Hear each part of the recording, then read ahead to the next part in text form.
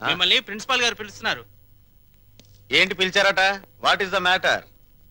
మొన్న కాలేజీలో కొత్తగా చేరిన సుబ్బారావు అనే కుర్రాడిని నువ్వు ర్యాగింగ్ చేశావు. ఫలితంగా అతని కాలు విరిగిపోయింది. దానికి నీ సమాధానం ఏంటి? పుత్తూరు వెళ్ళి కట్టించుకోమనండి. కొత్తగా కాలేజీకి వచ్చిన వాళ్ళని ర్యాగింగ్ చేయటం పాత రోజుల నుంచి వస్తున్న ఆచారం. దానికి ఇప్పుడు విచారణ ఏంటండి నా బొంద? ఆ కుర్రాడి సంగతి అలా ఉంచు. రాణి అనే అమ్మాయితో నువ్వు తిరగటం అందరికీ తెలుసు. ఆ అమ్మాయి జీవితాన్ని నువ్వు నాశనం చేశావు. ఆ పెళ్లి ఇప్పుడు గర్భవతి. నాకు తెలియకుండా మీకెలా తెలుసు సార్? మీ దగ్గరకు వచ్చి చెప్పుకుందా? Shut up. లేకపోతే ఏంటి సార్? నాలాంటి గ్లామరస్ అబ్బాయికి 10 మంది గర్ల్ ఫ్రెండ్స్ ఉండటం చాలా సహజం. మీరంటున్నట్టు ఆ అమ్మాయిని నేను అనుభవిస్తే ఆ అమ్మాయి కూడా నా వల్ల అనుభూతిని పొందింది. ఇది తప్పు అని మీరనుకుంటే ఆడవాళ్ళందరినీ పువ్వుల్లో పెట్టి పూజించుకోండి. కానీ నేను చేసేది ఇంతే. అమ్మాయి రాణి, రాణి, ఇతను చెప్పిందంతా విన్నావు కదా? నువ్వేమైనా చెప్పదలుచుకుంటే నిర్భయంగా చెప్పు.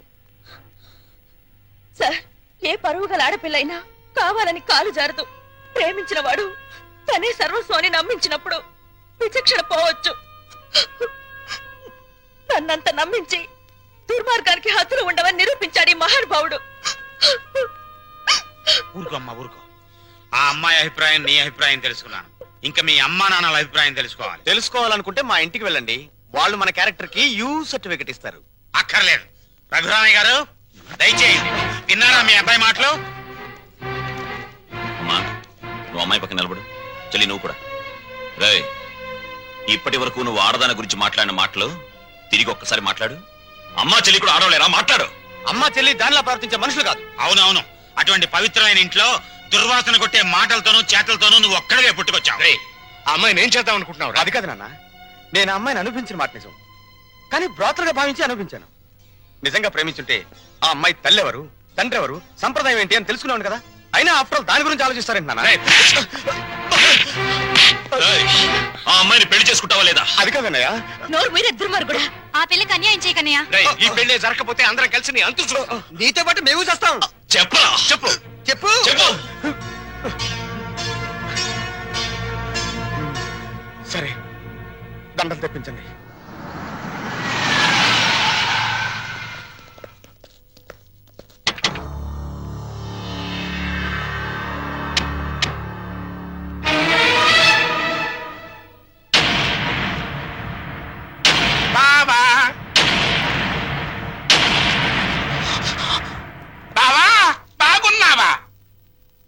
బాగోలే. ఆ పిల్లరా నీ కొత్త కోళ్ళం? ఆ పిల్ల ఎవరో కనుక్కో చూద్దాం.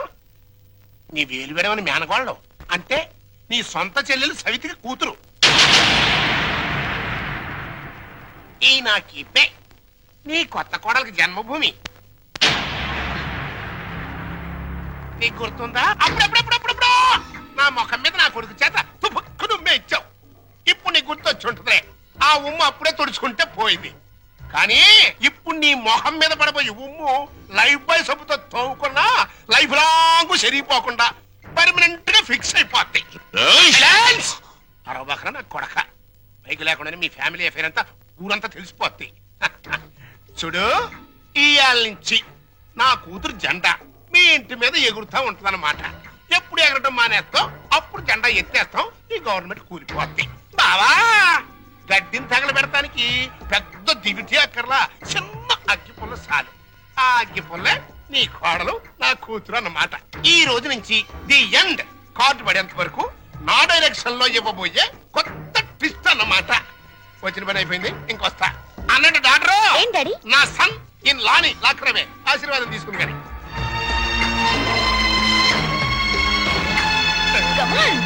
రారా సన్ ఇల్లా.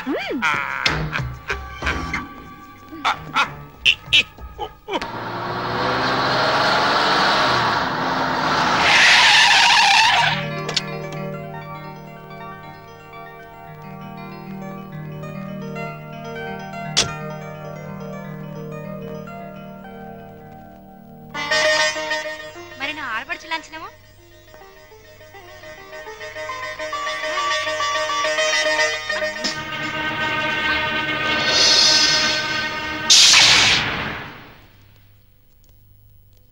కుడికాలు లోపల పెట్టిరమ్మా.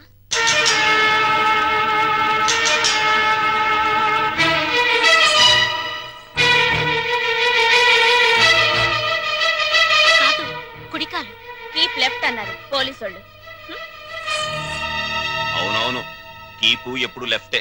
వైఫే రైటు. ఈ జ్ఞానం ఎప్పుడు వస్తుందో. అత్తా మామూలుకి నమస్కరించమ్మా.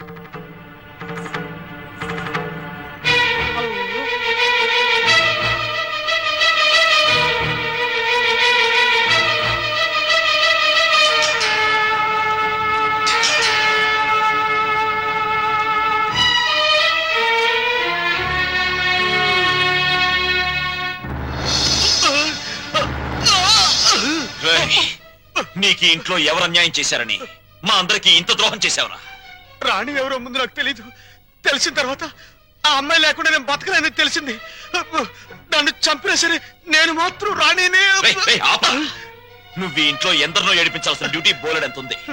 ఏడుపుని ఇక్కడ వేసి చేయకు. వెళ్ళు. అది కదండి. ఈ గొలుసు పెట్టుకో. ఎలాగో గదిలోకి వెళ్ళగానే విప్పదీసేదేగా, అంత మాత్రానికి ఇంత బరువు పట్టుచీర ఎందుకండి? ఏ శుభకార్యమైనా సాంప్రదాయ సిద్ధంగా జరిగితే అది మాకు ముందే జరిగిపోయిందిగా. గడ్డిని తగలబెడటానికి పెద్ద దివిటి అక్కర్లా, చిన్న అగ్గి పుల్ల చాలు. ఆ అగ్గి పుల్లే నీ కోడలు నా కూతురు అన్నమాట.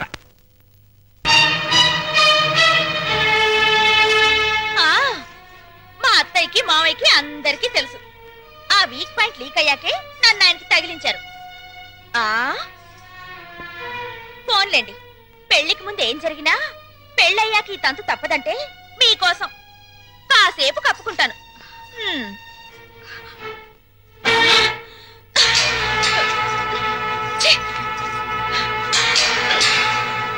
మీరందరూ పోండి. పదవిన రోలరు రథమా, పదవిన రోలరు రథమా, lorry lorry lorry lorry lorry lorry lorry lorry lorry lorry lorry lorry రథమా. ఏమండి, పెళ్లి నాటికైనా చేరతావా దీంట్లో? పెళ్లికెళ్తూ కూడా ఈ రోలర్ మీద ఏంటి నాన్న? ఎంచక్క కారులో వెళ్ళొచ్చు కదా. ఓరి ఎదవా, ఇది అచ్చొచ్చిన రోలరు.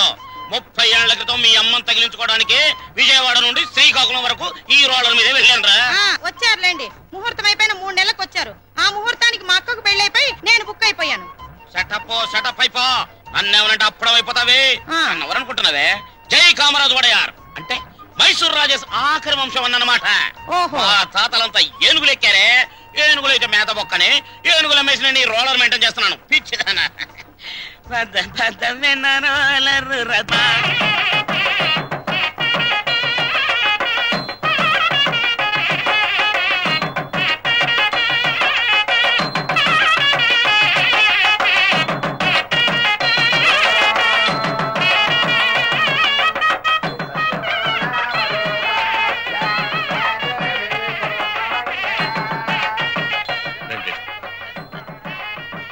ఇలా కూర్చోండి. ఎక్స్క్యూజ్ మీ, ఒక్క నిమిషం. నమస్కారం. నమస్కారం, కూర్చోండి. బాగున్నారా? 2 లక్షలు. బాబు, నువ్వు వెళ్ళి పని చూసుకో.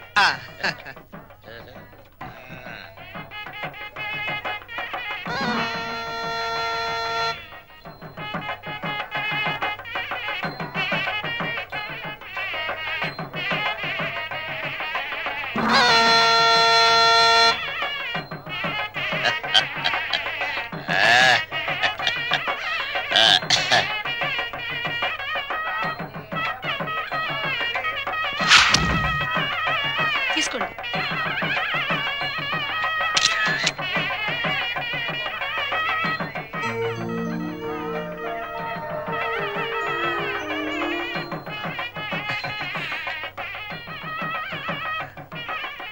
అమ్మా, ఒక్కసారి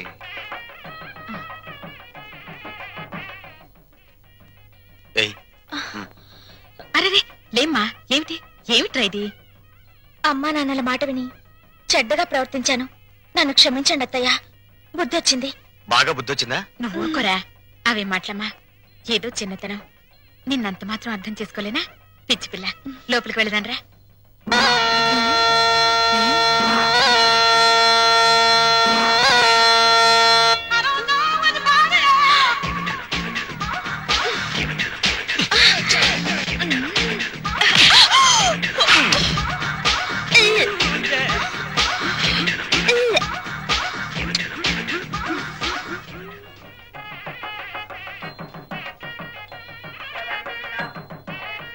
అత్తయ్య, ఏంటి ఏమైందమ్మా? తప్పుల మీద తప్పులు చేసి మావయ్య గారి మొహం చూడాలంటేనే నాకు తల తీసేసినట్టుంది. రాణి, నాకు రంగ అసలు వరుస కన్నయ్య, మరో వరుసకి బావా. ఇప్పుడు ఆయన ఏమని పిలవాలి? రంగా అని పిలువమ్మా. ఆహా,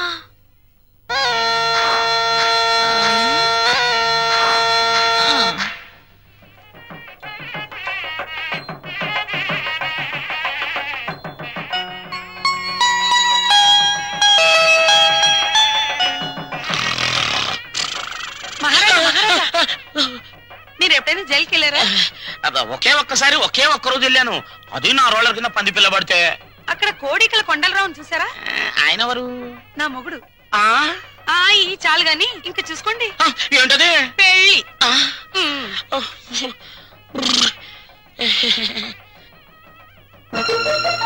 అత్తయ్య, మళ్ళీ ఏమిటమ్మా? అందరూ నా వంక మీ అబ్బాయి వంక చాలా హీనంగా చూస్తున్నారు.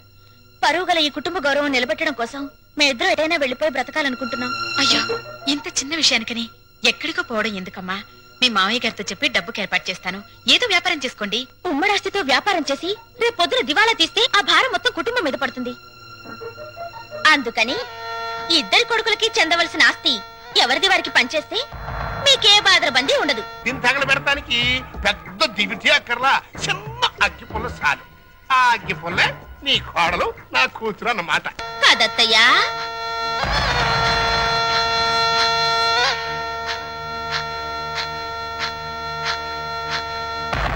ఈ కొడుకులిద్దరూ దేవాలయంలో గబ్బిలాయిలన్నమాట.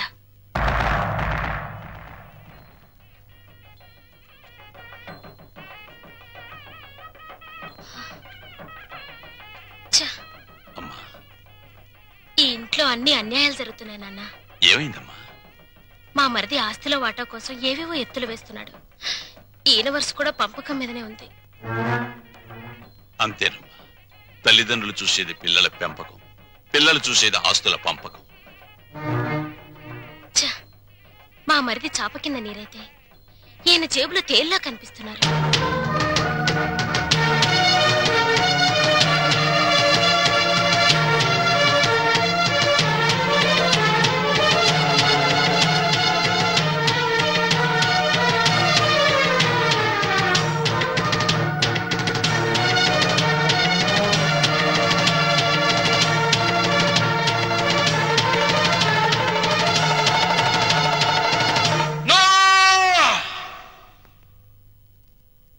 ఏమయ్యా రఘురామయ్య, మీసాలొచ్చాక కొడుకుల్ని దూరంగా ఉంచాలి, పెళ్ళాలొచ్చాక అంటరాని వాళ్ళుగా చూడాలి. అది చేతకాక నా కొడుకులు, నా బిడ్డలు, నా సంతానం అని పట్టు కూర్చుంటే వాళ్ళు మాత్రం ఎంతకాలం ఊరుకోగలరయ్యా?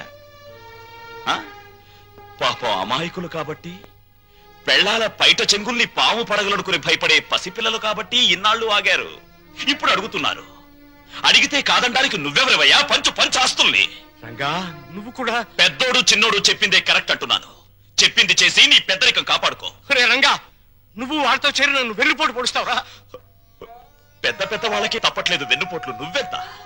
ఇప్పుడు నువ్వు ఆస్తి పంచకపోతే రేపు నీ కొడుకుల మాటల పోట్లు, కోడల చేతి పోట్లు, కోర్టుల నోటీస్ పోట్లు, పోట్లు అన్ని పోట్లే, జాగ్రత్త.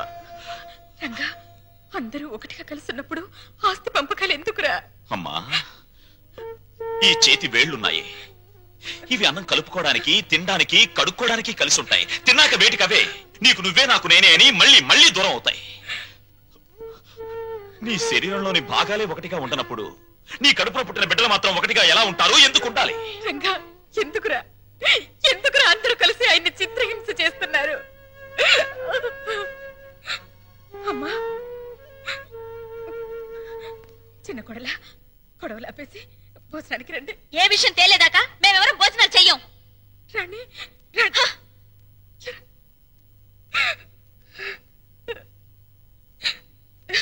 చెవండి, ఎందుకండి ఈ పట్టుదలలు? వాళ్ళు చెప్పినట్టు చెయ్యండి, ఆస్తి పని చెయ్యండి. పెళ్ళా మాటలు వినడానికి నేను నీ కొడుకులా చావటాను. కానీ చెవండి, వాళ్ళ మాట వినండి. మనకు పెళ్ళయ్యాక నేను అడిగి మొదటి కోరిక, చివరి కోరిక ఇదేనండి.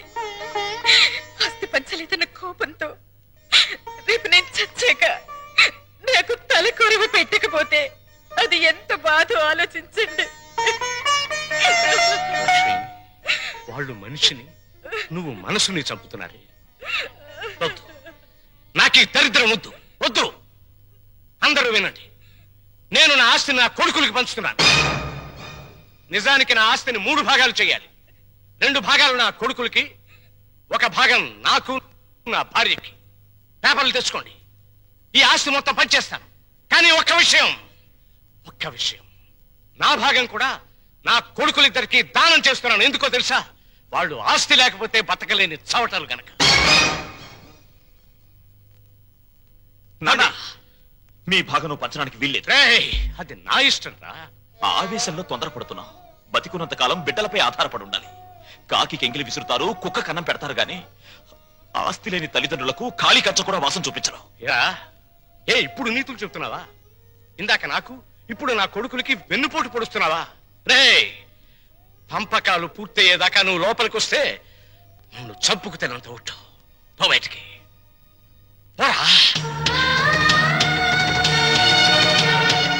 పోతాను నాన్న, పోతాను. కానీ నేనేం చెప్పాను, ఎందుకు చెప్పానో కాస్త ఆలోచించుకో.